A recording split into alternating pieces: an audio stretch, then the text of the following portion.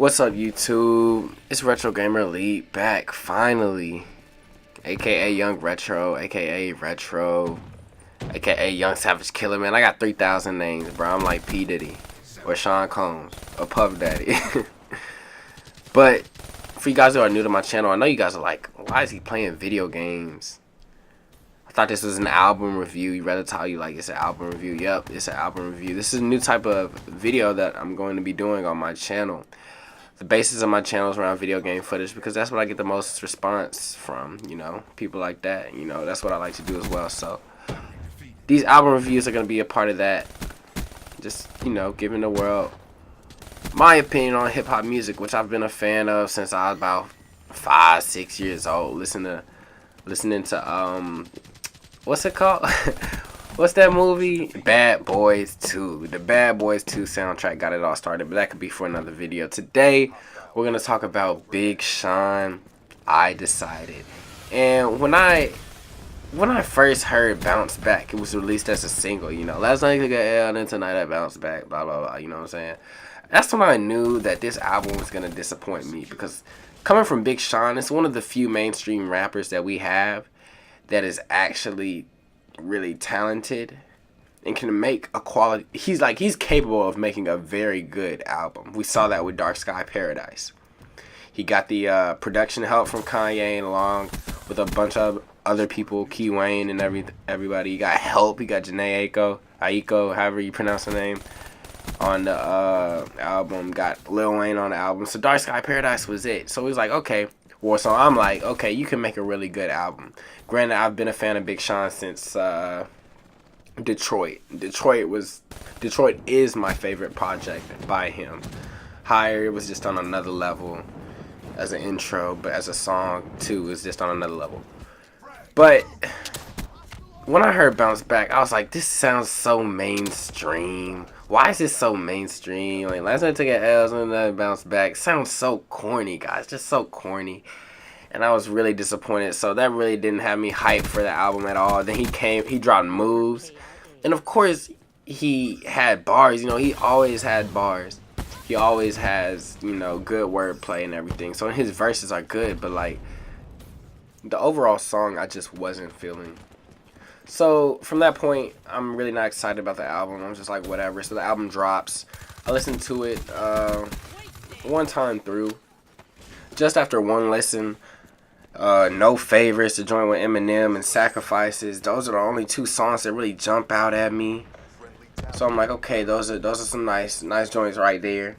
So I go back and listen to it, and I'm trying to go track by track to, you know, really get an in-depth listen, because, you know, it's not really often that we get concise, well thought out hip hop albums these days. You know what I'm saying? You're gonna get one from Cole, Kendrick, and Big Sean, maybe Drake. You know, Drake just be throwing stuff together sometimes. You know, I'm a Drake. I fool with Drake sometimes. He makes good music, but he's not gonna put like all his effort into an album these days like he did with Take Care. So it's not often that we're gonna get an artist, you know, actually putting work into his album, a mainstream rap artist who's, you know, popular and everything. So I listened to it track by track. So starting off with Light, I like the message, of course. I'm glad he tried to go with the positive message, you know. They can't stop the light, keep believing, you know, keep your head up, blah blah, you know. That's good, you know what I'm saying. The beat was cool, real smooth. Jeremiah vocals on the album, on the song was a good touch. I liked the song more that Jeremiah was on it, and it was really smooth. But again, nothing that really captivated me. Then we had Bounce Back. We already talked about that. And then we get to No Favors, bruh. Big Sean shredded his verse, completely murdered the verse. I'm talking about, you know, just bar for bar for bar, murder. You know what I'm saying? Nothing soft, actually, you know what I'm saying? Sometimes I think Big Sean can be a little monotone or a little too monotone in his verses. But that didn't happen on No Favors. I was proud. I was like, wow, this is great. You know what I'm saying? I was like, yo, Big Sean did his thing. And then I hear Eminem, bro. And to be honest, he started out, it sounded so weird the way he started out. Because he sounded like an old man, for real. And then you got to think, well, Eminem is an old man. But man, when he gets into his verse, bro, it sounded like straight vintage Slim Shady, bro. I'm talking about Slim Shady LP. Hi, my name is Slim Shady. Marshall Mathers LP. You know, the real Slim Shady. Slim Shady. That's what it sounded like, bro. He was going in, talking about rape and culture, which people got offended about because it's 2017. I guess you can't have, you know, those type of lyrics in your music anymore because everybody's gonna get mad, you know what I'm saying? Which it's not right to rape or talk about rape women, but you know, it's hip hop. It's been a part of hip hop culture for a minute, so I mean, that's my 2 cents to that. But Eminem's verse was like, it was crazy. He's shouting out Sandra Bland, Philando Castile, talking about Trump and stuff. I mean, like, really, he really took this one verse to address a lot of issues. Even had that great wordplay. He said he's deserving of a pat on the back like a Patriots jersey. That one really stuck out. So, you know, it was just an entertaining song. So I'm glad he put that on there. At that point of me listening to the album, I'm like, okay, this is nice. I'm glad I got a song I could really, really enjoy. This next song is Jump Out the Window. The beat is alright. Beat gets you in, but his chorus, you know, I'm not really messing with his choruses. Maybe that's something he needs to work on, or maybe I'm just not a fan, so I can't really fool with that one. And he had Moves. We talked about Moves. Then we got Same Time, Part 1 with Janae Aiko, which is a nice, smooth song, you know. All the 2088 fans who love this. I'm really not a 2088 fan either. But, you know, I like the smoothness of the song. And I could throw it on when I'm trying to be smooth or something, you know. When I'm trying to finesse, you know what I'm saying? I'll throw that on. That's something I'm going to throw on. And then we get to Owe Me. And guys, at first I hated this song. I hated it. I didn't want to hear it. And there's multiple reasons why I hated it. Because, first of all, it sounds like a Drake song. He's literally singing, doing a sing-rappy thing that we all know Drake been doing for years. Not saying that Drake was the first one to do it, but, I mean, that's Drake's thing. He's singing and rapping on the song. That's Drizzy. We know that's Drizzy. But Big Sean tries to do it, and I'm really not feeling it. Literally, if you take the words from a song and then imagine it in Drake's voice, it sounds like a Drake smash hit. And then we get to Stick to the Plan, or Voices in My Head / Stick to the Plan, which was the most disappointing part of the album. It had so much potential. Had the Metro Boomin switch up in the middle. But after the Metro Boomin switch up, here's his chorus, bro. It's stick to the plan, stick to the plan, B, quit playing, some, stick to the plan. You know, that's your chorus, bro? Really? That's your chorus. And he's walking around proud of that, bro. Stick to the plan, stay for. That's your chorus, bro. Wow. Like, that really just astonished me. Granted, his verses were pretty good. You know, they were nice. And then the beat matched up with the verse perfect. It was synonymous. It was nice. Wordplay and everything. But, guys, I really could not mess with that after I heard stick to the plan, stick to the plan. Like, what? That's the best you could come up with.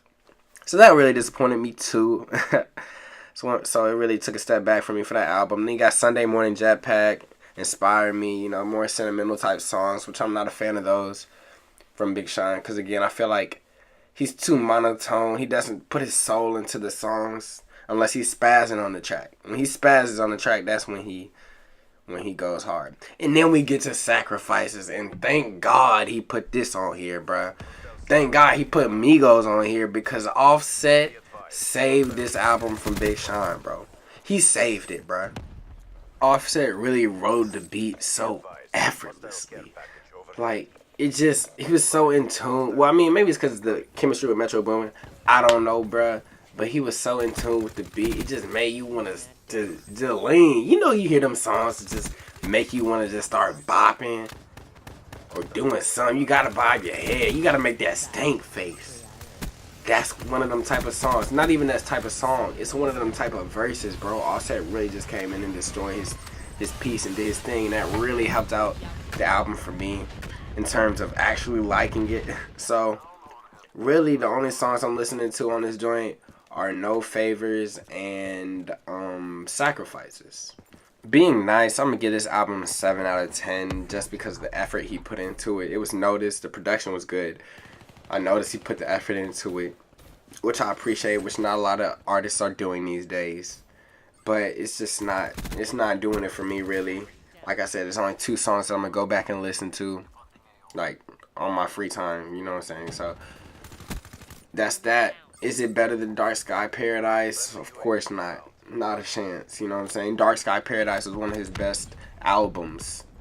I think Detroit was one of his best projects. But those, again, these are all my opinions. Feel free to let me know. Is this album better than Dark Sky Paradise? I'm about to say Paradise, boy. Paradise. Is it better? I don't know. I mean, I do know. I think it's not touching Dark Sky Paradise. But let me know, guys. Feel free to let me know. Give me feedback on this type of video. This is what I'm about to be doing more and more. I'm going to actually go back and do albums I missed too. Like, of course, the J. Cole. I got to go back and talk about that one. Depending on how much response this album gets. I mean, this video gets. So please, you know, feel free to weigh in. I want to hear what you guys have to think. And don't forget to give this video a like too. Liking the videos helps the channel grow. And that's what we're about, you know. We just trying to grow. We just trying to get bigger. But yeah. Bro, I just noticed those those heads on the rocks. What? Also, you know, if y'all trying to get to work in Black Ops 3, add me on Xbox One, Retro Gamer Elite. Look, I'm waiting on this dude. I'm waiting on him to come out. Come on, bruh. I just wait on him, bruh. I'm just chilling. Ain't no issues. Nothing. Nothing. But I will tell you guys, that Sid the Internet album, bruh. Her album is nice. Wasn't even a fan for real. I mean, everybody heard Special Affair, but her album is nice. Like, real nice. I would review it, but I mean, I don't know if there are a lot of fans. Sid the Internet fans out there. Look at me getting ate up right here. But anyway, guys, make sure you subscribe to the channel. If you're not subscribed, go ahead and do that. I'm out.